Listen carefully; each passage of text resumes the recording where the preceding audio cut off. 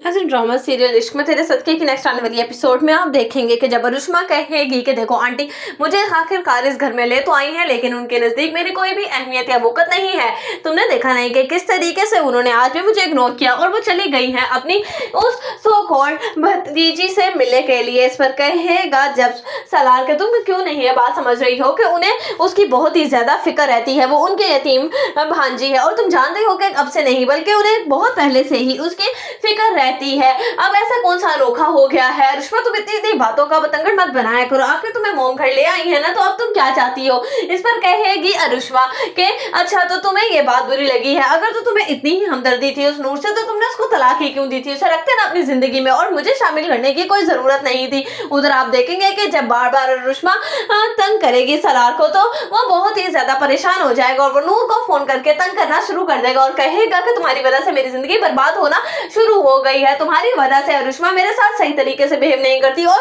हर वक्त मेरे साथ लड़ती रहती है, सिर्फ और सिर्फ ये सारा का सारा कसूर तुम्हारा है।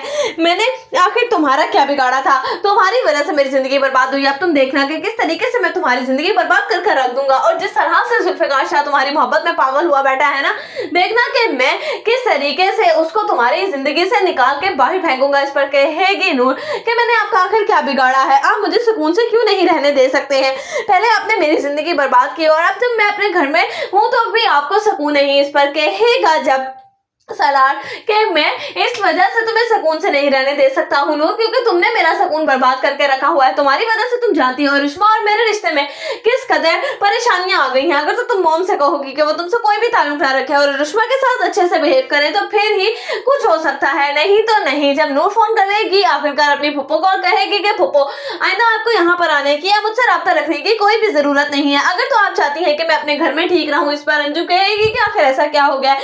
उसका सारा का सारा शक जाएगा जुल्फिकार शाह की तरफ और वो सोचेगी कि लगता है कि शायद अब फिर जुल्फिकार ने इसको कोई ना कोई बात जरूर की होगी। इस पर वो